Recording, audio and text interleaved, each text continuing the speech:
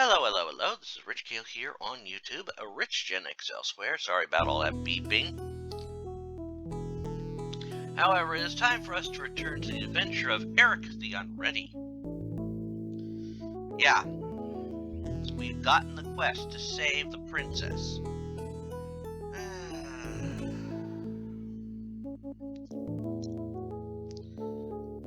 Well,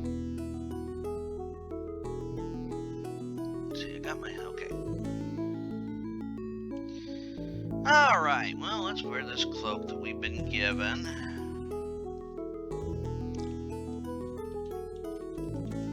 And put on the cloak. Let's see.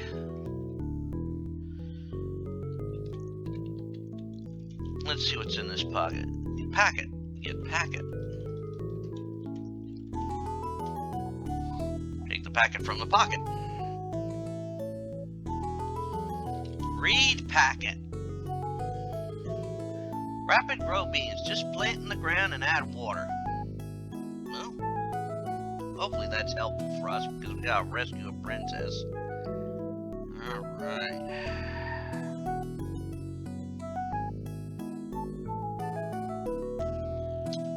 Alright, let's get out of here. Village Square, the courtyard lies to the north, the Union Hall to the east, the village green to the south, and the army to the west. Ah, yes. Hans, the most famous bard in all of Torres. Despite his fame, his prices are reasonable, as evidenced by the sign at his side. Someone tosses the bard a copper penny. He pockets the coin and says, "A knight attending a royal feast lets out giant belch." The king looks at him and says angrily, "How dare you belch before the queen?" The knight says, "I didn't know she wanted to go first."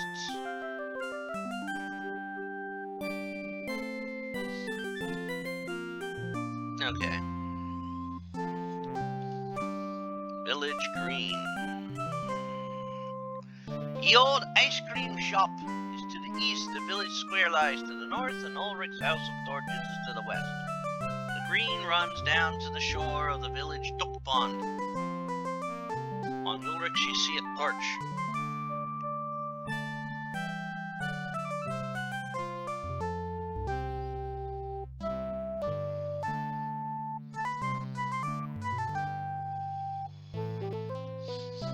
Alright, well, get water with helmet. You dip your helmet into the pond and fill it with water. See, now I have a helmet full of water.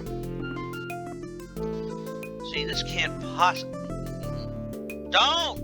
Oh, I almost said it. You never say anything that tempts fate.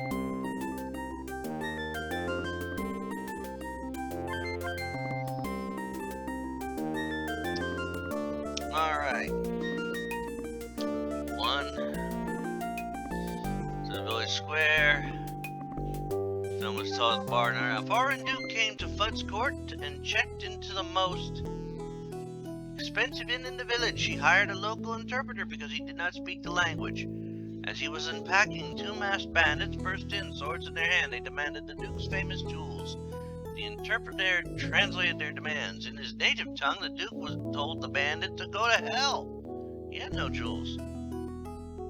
One of the bandits says, "We know he has jewels. We're going to count to 3. If we don't get the jewels, we're going to cut his head off." The interpreter conveyed the message to the duke, who said in his own language, "I don't want to die. Tell them that the jewels are hidden in the false bottom of the trunk." The interpreter said to the bandits, he said he'd rather die than tell you where the jewels are.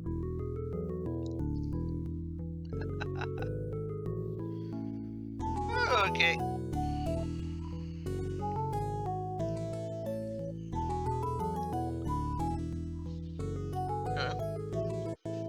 Courtyard. Alright.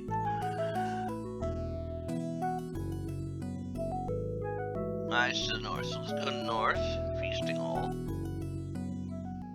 The fabled feasting hall of King Fudd, the knights of the rhomboid table, a rally cavorting.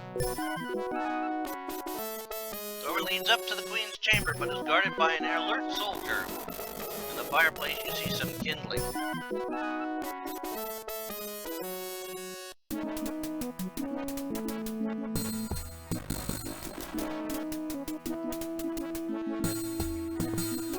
Talk to guard.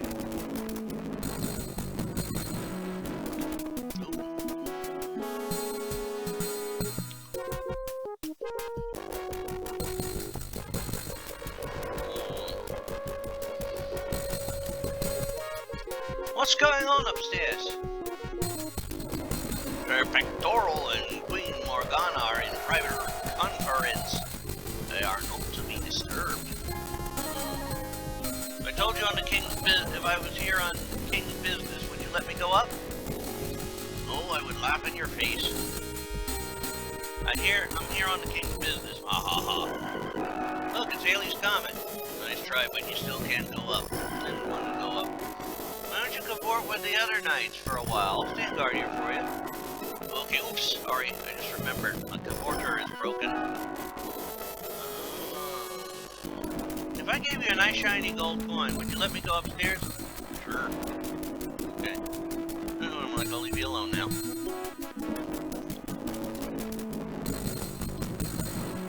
Alright. So, I need to give this guard a nice shiny gold coin.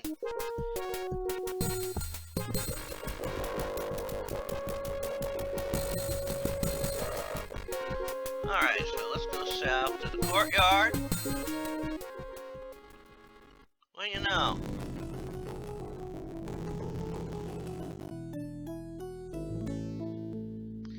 Alright, let's plant bean. We have a place right there to plant it. You plant the bean in the garden.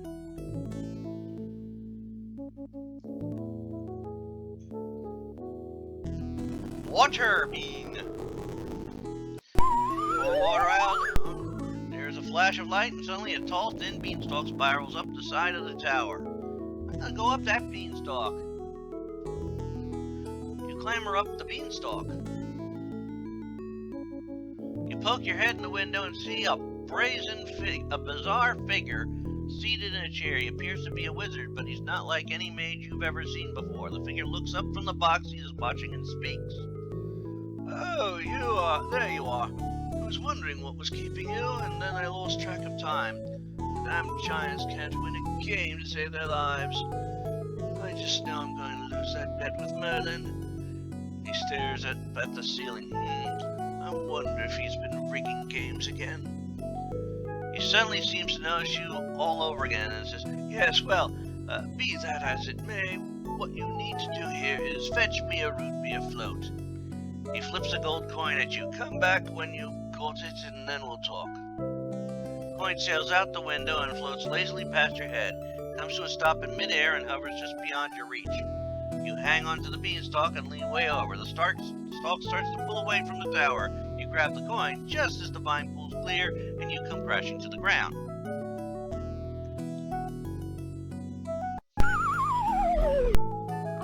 The beanstalk shrivels up and disappears. But I got your coin.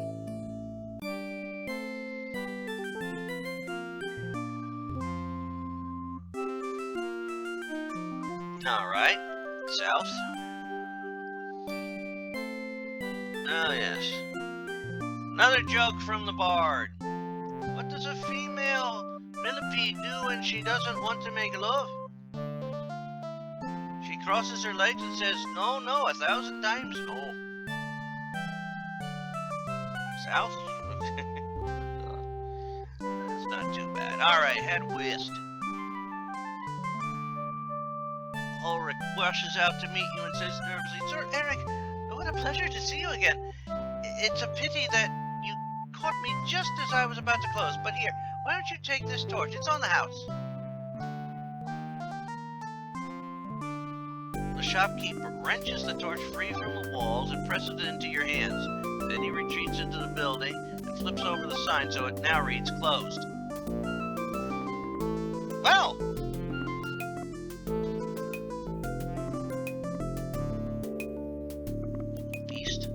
ice cream shop. This is a small ice cream shop that is extremely cold and uncomfortable. A teenager stands behind the counter. He's shivering most uncontrollably, even though he is wearing lots of heavy clothes and some earmuffs. On the wall behind him is a sign. There's a fireplace in the corner. The only exit is to the west. Welcome to Baskin Bobbin, says the boy. It's a pleasure to meet you.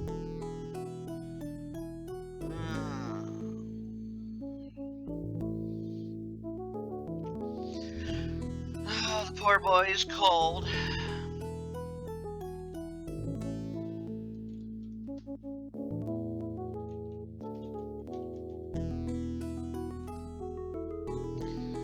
You hold the torch to the kindling. You hold the torch to the kindling. It catches fire immediately. A flame licks out and burns your hand. And you drop the torch itself into the fire, where it's quickly consumed. Soon the room is roasting hot. Bobbin says, "Thanks, I guess I won't be needing these anymore." He removes his earmuffs and tosses them to you. Now, did a good job for him. No problem.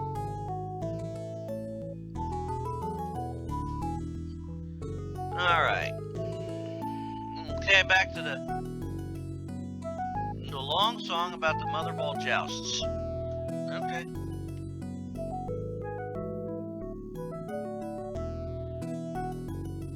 Oh, wait.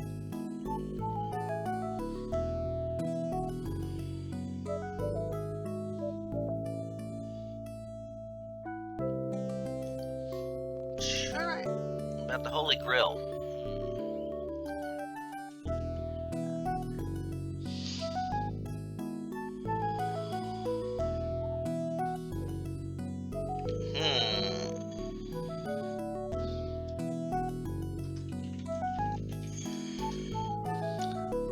The bard abruptly stops singing and pockets the coin.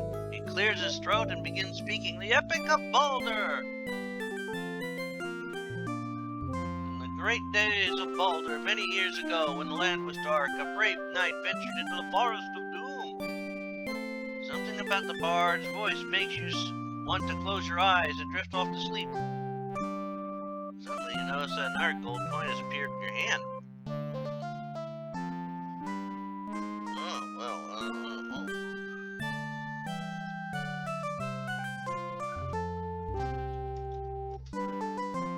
You still make out the bard's voice, but it doesn't put you to sleep like it did before.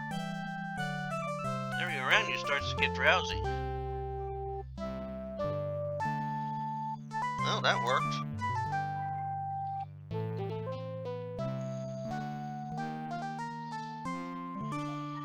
He seems to have fallen asleep.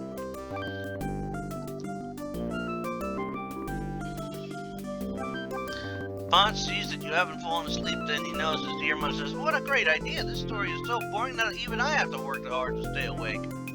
If it's so boring, why do you keep it in your repertoire? Because if you're a bard, people expect you to know it. Besides, I've heard that it's a favorite of the knights of the rhomboid table. Despite all the honors I've received in my career, I still never performed in Bud's feasting hall. The Epic of Balder is my best chance to make that dream come true. Well, if performing for the knights of the rhomboid table is so important to you, I can arrange it. All you have to do is follow me. Are you interested? Most certainly. Give me a moment.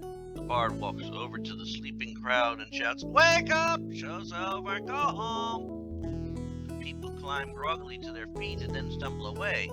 Then the bard turns back to you and says, "Lead on, young man. Whither you goest, thither shall I follow." Wow.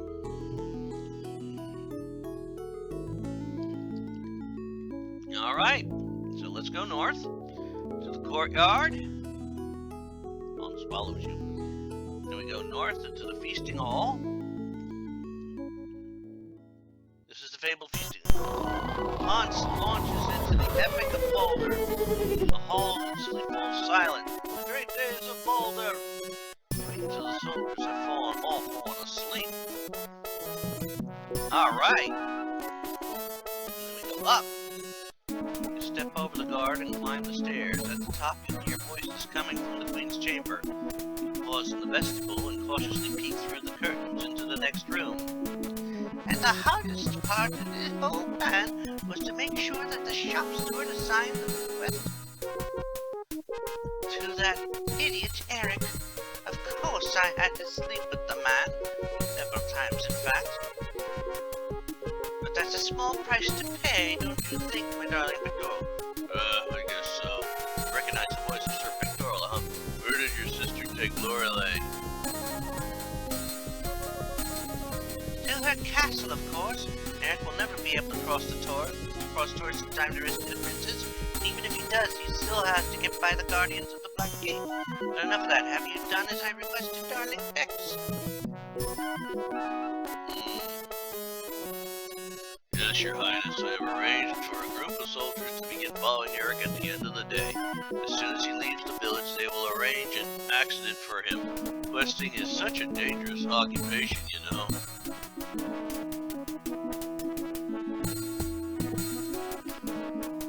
Good. You must go now. It has grown strangely quiet downstairs.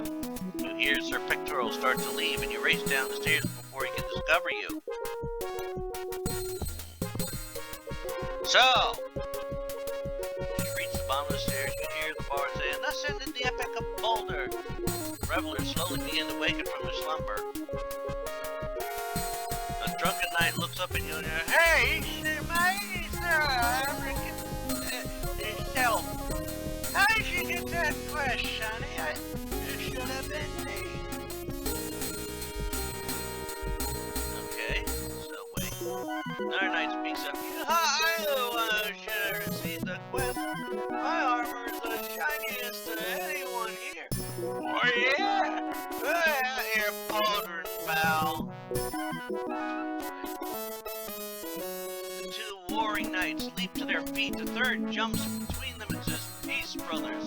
This is no way for the knights of the rhomboid table to behave." The two knights look at each other, lower their heads, and then simultaneously slug the interfering knight in the jaw.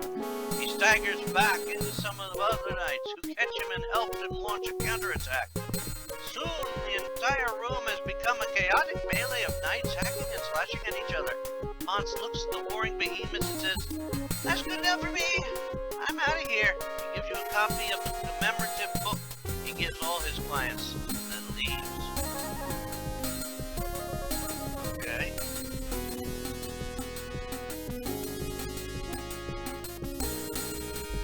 Alright. Well, let's get the hell out of here. Now we're finding out that we're being pursued.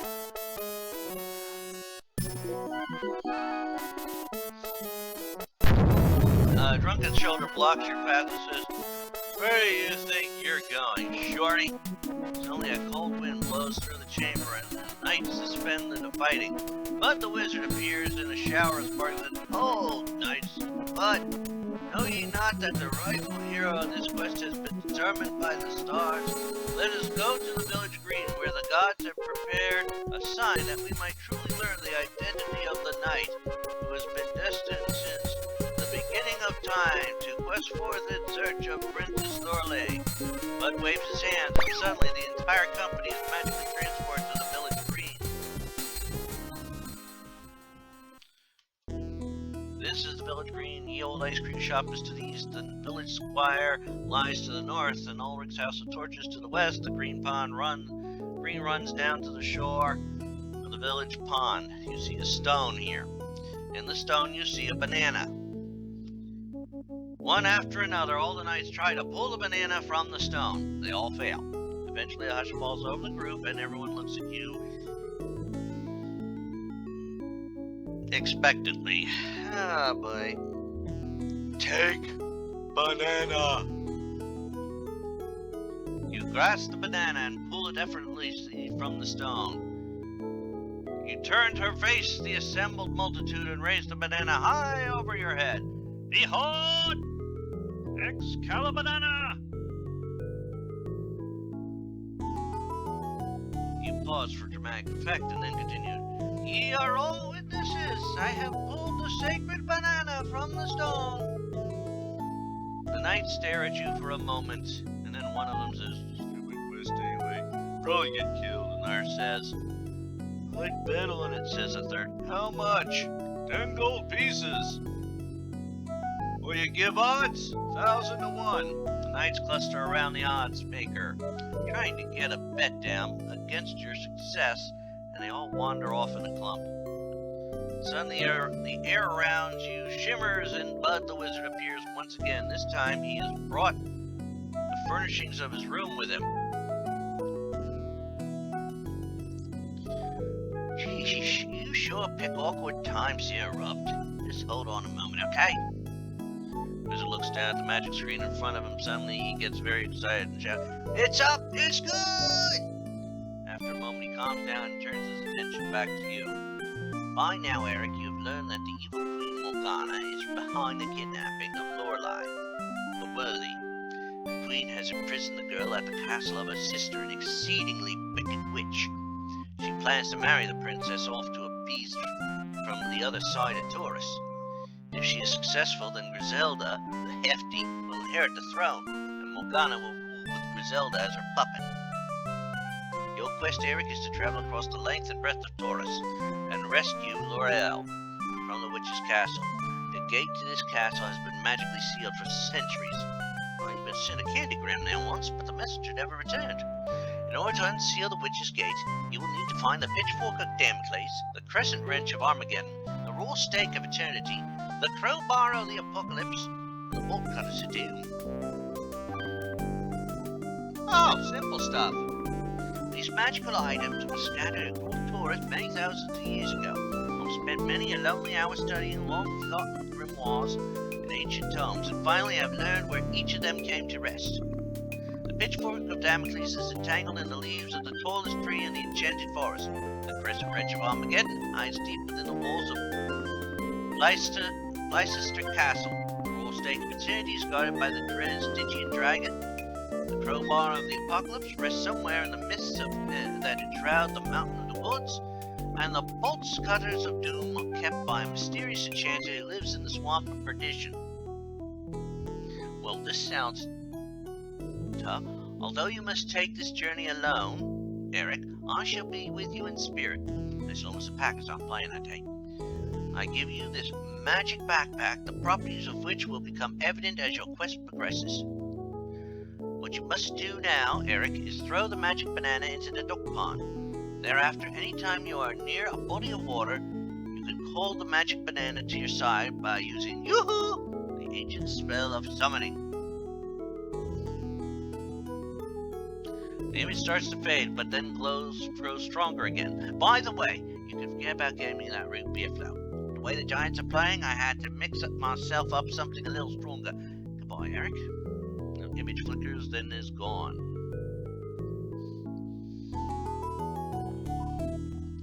Well,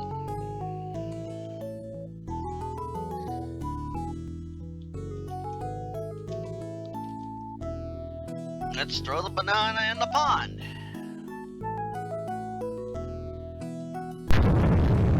An arm emerges from the water and catches the banana. It waves the fruit around 3 times and then slides back down into the water. As it disappears from sight, you hear a mighty thunderclap. The noise scares some horses that were grazing nearby. They bolt toward you. You catch a bridle but can't control the horses.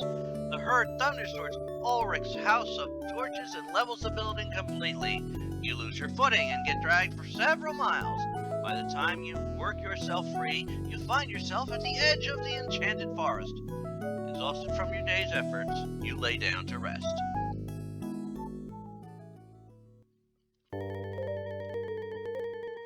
Meanwhile, How nice to see you, Lorelei. So kind of you to pay me a visit. Set me free, you witch. How dare you kidnap me? My father will have you killed for this.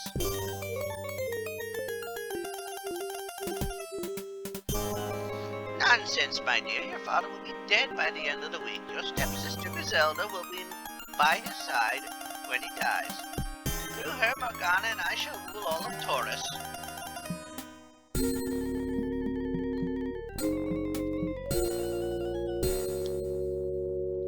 You'll never get away with it. The Knights of the Rhomboid table will surely come and rescue me.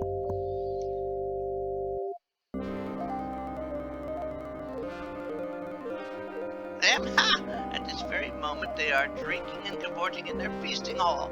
Only one so-called knight is coming after you, my pretty. Eric The Unready. You may as well give up now.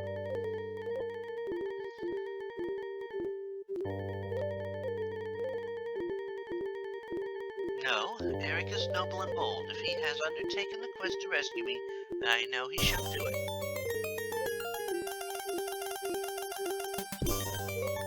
No. God, take her to the dungeon. Well, hers is.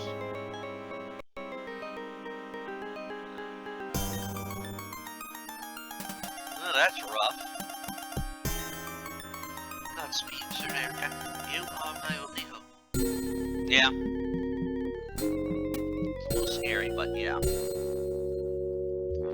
Alright, we awake on Monday morning. This is a very spooky cemetery on the eastern edge of the Enchanted Forest. It is dotted with decrepit gravestones. One particularly large sepulchre is nearby, looking like an oversized square bathtub with a lid on it. On the lid you see a newspaper. Well, day one of the quest has gone quite eventful, I would say. Let's read the paper.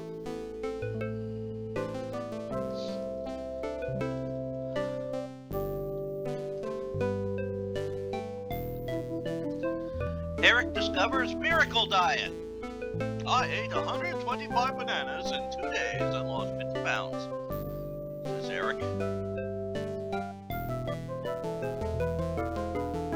Killer earthquake destroys Ulrich's. A very selective earthquake struck Ulrich's House of Torches yesterday, although no trembles were felt elsewhere in the village. The quake completely leveled Ulrich's establishment. This is the second time in as many months that Ulrich has suffered a catastrophic loss. It just goes to show that the gods can strike with pinpoint accuracy, said one religious leader. Ulrich must have pissed them off big time. Psychic predicts minstrel will rise from dead. Leading psychic Phineas the Seer has predicted that the spirit of the lake minstrel Elvis Presley will rise from the dead tonight. Presley is buried in the cemetery at the edge of the Enchanted Forest. Phineas is selling tickets to the event, to which he has acquired sole promotional rights. He expects a crowd of several thousand fans who still carry a torch for the lead singer. Wait a minute, I'm over there. Studying scientific breakthrough. Scientists have discovered new properties of the roddenberry bush. Long treasured by villagers of the rim counties for its dye, the bush may now enter a period of more widespread popularity. It is now known that eating roddenberries heightens one's sense of direction. While this goes a long way towards explaining the lack of signposts in rimward villages, the discovery is expected to be of most interest to explorers of the Great Sarali Desert. Personal, Peter, I won't be able to make it this year. Something's come up. Say hi to the kids and tinker for me. Love, Wendy. Help wanted. Crime-fighting Knight of Darkness seeks junior partner. Must be able to climb vertical walls, have good working knowledge of sacred aphorisms, and be willing to answer to the name Boy Wonder. Resume is only to B. Wayne. Yeah. Iron Mask, excellent condition. Only one previous owner. Confidential sale, no names please. Opening for young boys interested in relieving older people of their burdens. Must have quick feet and nimble fingers. Contact Fagan, Lower Wimple Street. Oh, brother. General, hello, sailor. Lost in the inner sea. Tired of blundering aimlessly from island to island. Miss your loved ones? Send away now for our Odyssey map. Shows all known nautical hazards, including sea monsters, splashing rocks, and unsavory islands. Order now and we'll throw in Songs of Circe music that's guaranteed to hold your attention every time you hear it. General interest. I buy spare body parts for fair prices, no questions asked. Come to the back door of the castle on the hill. Ask for Igor. Legal notice. Be it known to all that from this day forward, I, Ishmael, now wish to be called Frank. I just love those. They're all so humorous. Of course, you have to understand some of the references. I mean, we had a Batman reference, Moby Dick reference, Frankenstein, and that other one. Oh yeah, Peter Pan. Alright, well, we're done reading the paper. And what do you know, this is actually the gravesite that they're talking about here. Alright, I have to work because Sir Pictorial is probably following me.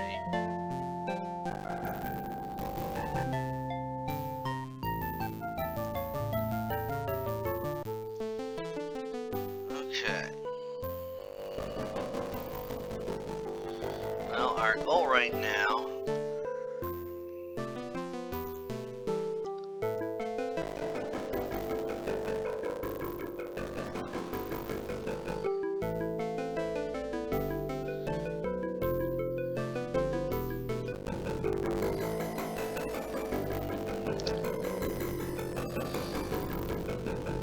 well, we're going to call it an episode here because then we can spend the next episode working on getting the pitchfork of Damocles.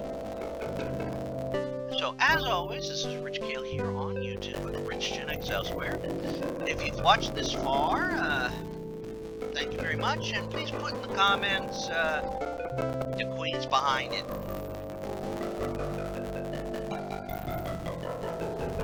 And like I said, next time we'll search for the pitchfork of Damocles. Please check out the other videos I have go up on the channel. They premiere every day at 3 p.m. Eastern.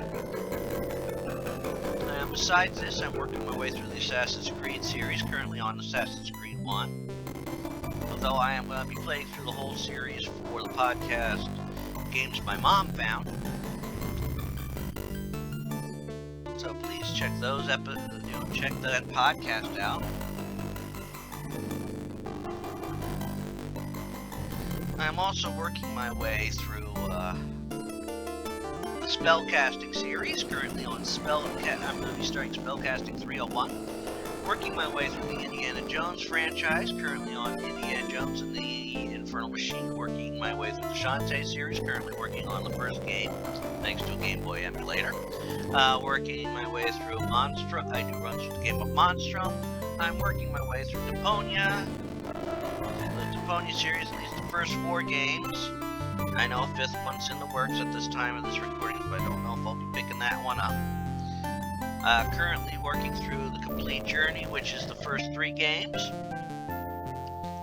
I'm also working my way through the King's Quest franchise. I've recently finished King's Quest 7, so I'll be starting in on King's Quest 8, which is Mask of Eternity, sort of the black sheep of the franchise.